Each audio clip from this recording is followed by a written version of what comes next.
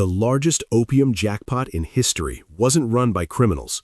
It was run by a government, with parliamentary approval, protected by the world's most powerful navy, and defended as a moral imperative. For nearly a century, Britain didn't just tolerate the opium trade, it industrialized it, militarized it, and when China tried to stop the flow of narcotics destroying its population, Britain went to war to protect its right to keep dealing. This wasn't a scandal hidden in shadows, it was official policy, debated in Parliament, recorded in ledgers, celebrated in newspapers. And it generated so much wealth that the entire British Empire's expansion depended on keeping millions of Chinese people addicted. Welcome to The Economic Historian, where ambition builds empires and truth demands a price. Act 1. The problem, the trade imbalance. In the late 18th century, Britain had a China problem, and the problem was simple. China had everything Britain wanted, but Britain had nothing China needed. Chinese porcelain was the finest in the world. Chinese silk was unmatched. Chinese tea had become so essential to British life that consumption increased 5,000% in a century.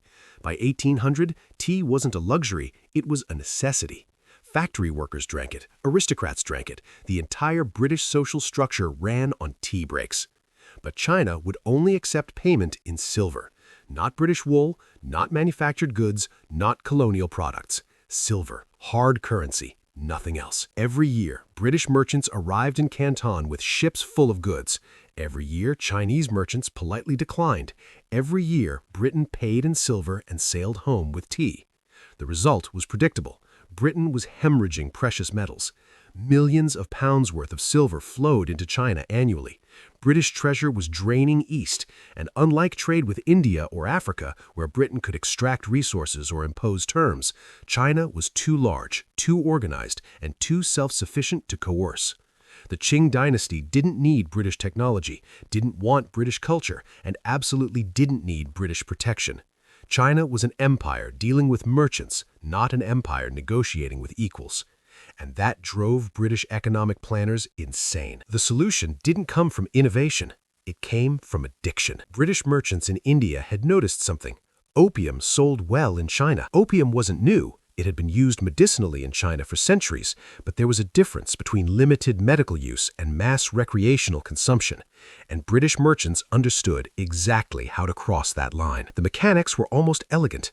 Grow opium in British-controlled India, ship it to China, sell it for silver, use that silver to buy tea, ship the tea back to Britain, sell the tea for profit. India produced the drug, China consumed it, Britain collected the profits from both ends.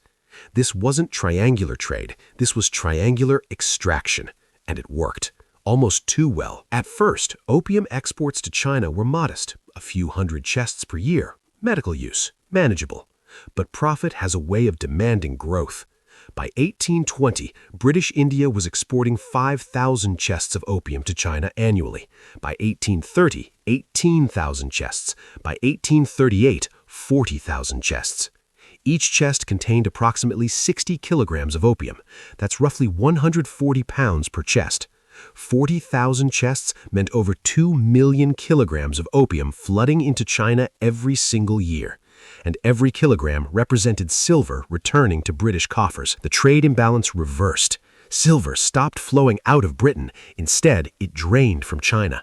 The very thing Britain had suffered, wealth hemorrhaging to a trading partner, China now experienced in accelerated form. But there was a critical difference. When Britain bought tea, British people got tea, a product they wanted. When China bought opium, Chinese people got addiction, a condition they didn't choose. The trade wasn't just unbalanced, it was deliberately destructive. Act 2. The system. How opium was produced. The British East India Company didn't grow opium directly. That would have been too obvious, too legally complicated. Instead, it controlled production through debt. Indian farmers in Bengal and other regions were forced to cultivate opium poppies. Not encouraged, not incentivized, forced. Here's how it worked. The company advanced loans to farmers before planting season. These weren't optional. If you owned land in certain districts, you received a loan, whether you wanted it or not.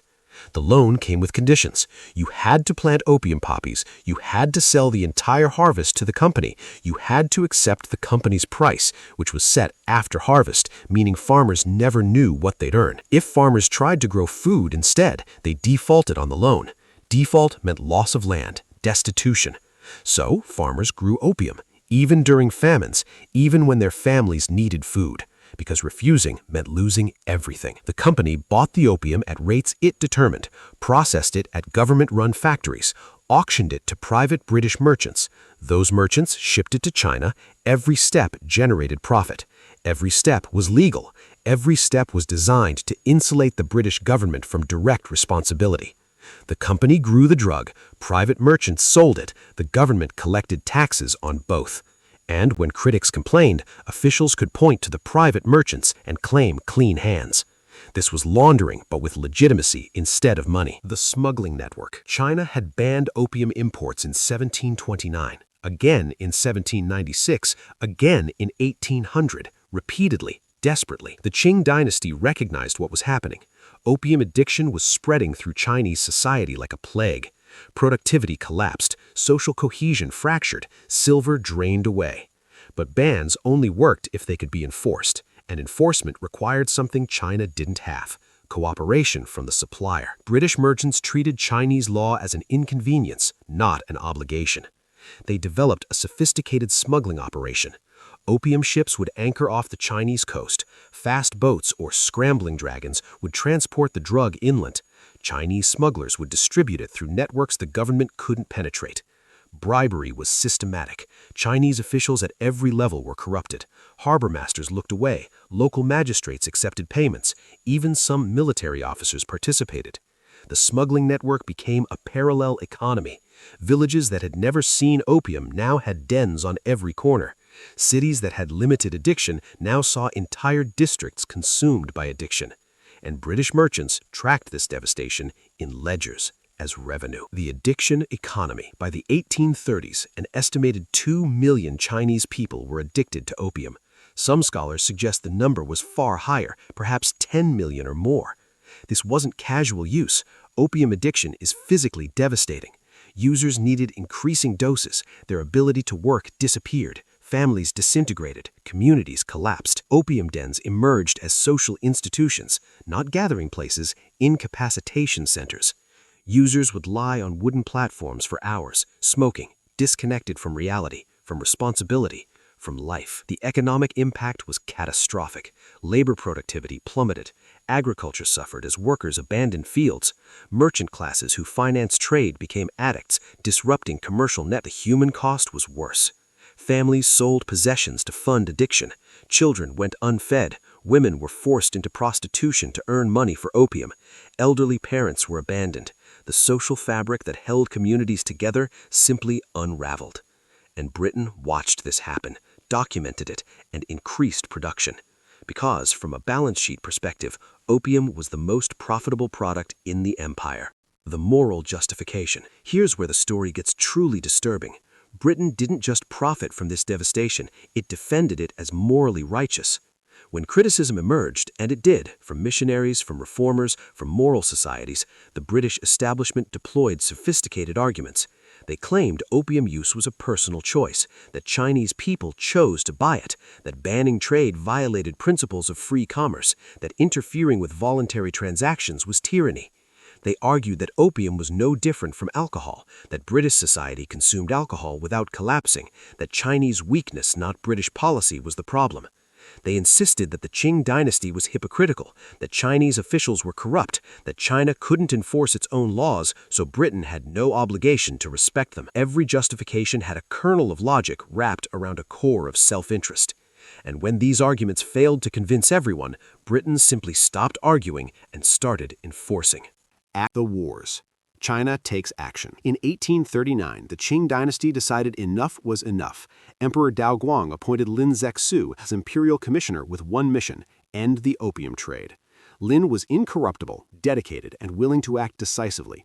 He arrived in Canton and immediately confiscated over 20,000 chests of opium from British merchants, roughly 1.4 million kilograms. He didn't arrest the merchants. He didn't execute them. He simply destroyed their product. mixed it with lime and salt, flushed it into the ocean, publicly, ceremonially. From Lin's perspective, this was law enforcement. China had banned opium, merchants violated the ban, contraband was seized, standard procedure. From Britain's perspective, this was theft. British merchants demanded compensation, not for breaking the law, for having their illegal drugs confiscated. They calculated losses at millions of pounds and demanded the British government intervene. And Parliament listened, because those merchants were politically connected, because the opium trade was profitable, and because the principles seemed clear to them. China had no right to enforce its own laws against British interests. Foreign Secretary Lord Palmerston was explicit. He didn't defend opium morally, he defended it commercially. Britain's right to trade superseded China's right to regulate. So Britain went to war. Not to defend treaty rights, there was no treaty, not to protect citizens, the merchants were violating Chinese law, but to preserve the opium trade. The First Opium War, 1939 to 1842. The military mismatch was absurd. Britain had steamships, explosive shells, Congreve rockets, modern rifles, a professional navy capable of projecting power anywhere on Earth. China had wooden junks, outdated cannons, matchlock muskets, and brave soldiers equipped for the wrong century. British warships sailed up Chinese rivers, destroying forts, blockaded ports, bombarded coastal cities. Chinese forces couldn't compete, couldn't adapt quickly enough, couldn't defend against technology they'd never encountered. The war lasted 3 years, not because China fought effectively, but because Britain needed time to force complete capitulation. The Treaty of Nanjing, signed in 1842, was one of the most one-sided agreements in history. China paid Britain 21 million silver dollars in reparations for destroying opium. Britain kept the money for having its illegal drugs seized. China ceded Hong Kong Island to Britain in perpetuity, permanent territorial loss as punishment for law enforcement. China opened 5 ports to British trade with fixed low tariffs, loss of economic sovereignty. British citizens in China would be tried under British law, not Chinese law, legal immunity for foreigners. And nowhere in the treaty was opium mentioned, because officially the war wasn't about opium. Officially, it was about free trade. The Second Opium War, 1856 to 1860. You'd think one military humiliation would be enough, but Britain decided China hadn't learned its lesson. In 1856, Chinese officials boarded a ship claiming British registration and arrested Chinese crew members for piracy and smuggling. Britain claimed this violated British sovereignty. The ship was Chinese-owned, crew was Chinese, the British registration had expired, none of this mattered. Britain, now joined by France, launched a second war. This one was even more devastating. Anglo-French forces occupied Canton, sailed to Beijing, burned the old Summer Palace, one of the greatest architectural achievements in Chinese history, as punishment. The palace complex had taken over a century to build, contained irreplaceable art, libraries, treasures. British and French soldiers looted it first, then burned it, deliberately, as a message. The Treaty of Tientsin, 1858, and Convention of Peking, 1860, expanded British privileges further. More ports opened, more territory ceded, foreign ships could navigate Chinese rivers, Christian missionaries could operate freely, foreign diplomats could reside in Beijing.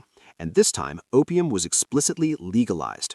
China was forced to accept opium imports as legal trade. Britain had fought 2 wars to force China to accept drug addiction as national policy. The cost to China. The Opium Wars shattered China's self-perception and international standing.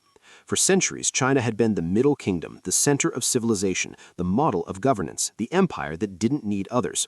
Within 2 decades, it was defeated, humiliated, carved into spheres of influence by foreign powers. The Qing dynasty never recovered its legitimacy. The emperor who couldn't protect China from drug dealers couldn't claim the mandate of heaven. Rebellions erupted. The Taiping Rebellion alone killed 20 million people. Chinese society fractured. The century of humiliation had begun.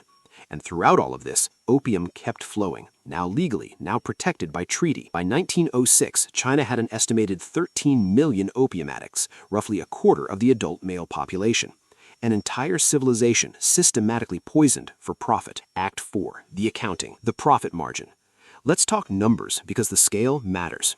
At its peak, opium accounted for 15 to 20% of the British Indian government's revenue. The entire colonial administration in India partially depended on drug money. Individual fortunes were made. Merchant families in Britain built dynasties on opium wealth. Jardine Matheson, still a major Hong Kong conglomerate today, started as an opium trading firm.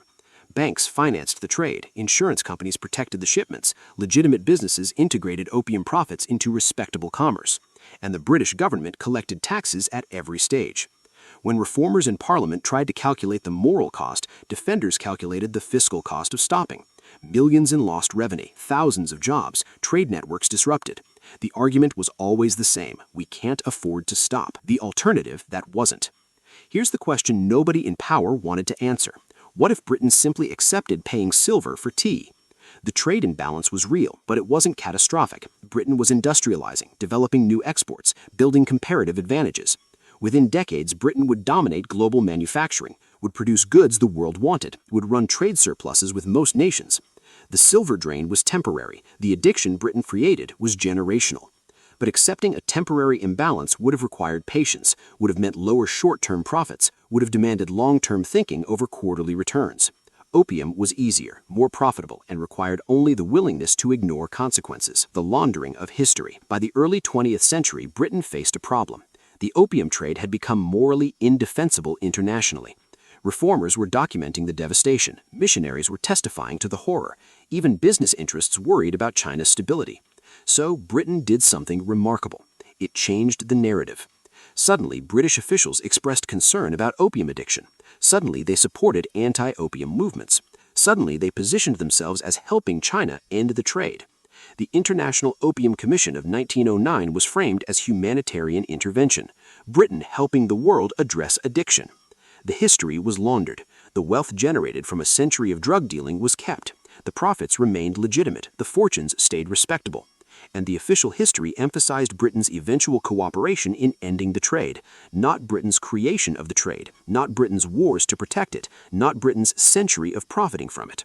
This is how empires write history. The uncomfortable parts become footnotes, the profitable parts become trade statistics, the moral cost becomes someone else's problem. The pattern, the modern echoes. This isn't ancient history. The logic Britain perfected with opium didn't disappear when the trade ended. It evolved. When pharmaceutical companies aggressively market opioids while downplaying addiction risks, that's the same calculus. Profit now, consequences later. Individual choice as moral shield. When tobacco companies expand into developing markets after Western regulation tightens, that's the same pattern. Exporting harm when domestic markets become hostile. When legal cannabis companies target communities with predatory licensing and pricing, that's the same structure. Profit from substances that cause dependency, claim it is freedom. The specific drug changes, the mechanism remains. The regulatory lesson. The Opium Wars proved something important. When profit and morality conflict, power determines which one prevails. China tried regulation, tried bans, tried enforcement. None of it mattered because Britain had superior and economic leverage. Laws only work when the powerful agree to follow them, and powerful actors only follow laws when it's more profitable than breaking them. This isn't cynicism, it's observation. Modern financial regulation faces the same problem. Tax havens exist because powerful interests want them to. Environmental regulations fail when corporations can afford lobbying. Labor protections erode when enforcement is underfunded. The pattern is structural, and it's centuries old. Sovereignty question. Opium Wars established a template. Economic interests supersede national sovereignty. When Britain forced China to accept opium trade, it created precedent. Nations don't have the right to regulate foreign commerce if that commerce is profitable to more powerful nations. That logic still operates today, just with different language. Structural adjustment programs, trade agreements with dispute resolution favoring corporations, investor-state tribunals that override domestic courts. The mechanisms are more sophisticated, the violence is less visible, but the principle is identical. Economic power supersedes legal authority. The addiction economy. Perhaps the most enduring legacy is this. Britain proved that addiction is profitable. Not just drug economic addiction, systemic dependency. China became dependent on British trade even as it destroyed Chinese society, couldn't ban opium without economic disruption, couldn't enforce laws without military capacity to resist retaliation. The addiction worked both ways. Britain became dependent on opium revenue, couldn't give up the trade without fiscal crisis, couldn't change policy without political cost. Modern economies operate on similar dependencies. Fossil fuel addiction despite climate crisis, debt addiction despite financial instability, consumption addiction despite environmental collapse. The pattern is the same. Short-term profit creates long-term dependency. Dependency makes change economically irrational. And rational economics produces irrational outcomes. The moral distance. The most sophisticated aspect of the opium system was moral distance. British citizens could drink tea without thinking about Chinese addicts. Shareholders could collect dividends without witnessing devastation. Politicians could defend policy without seeing consequences.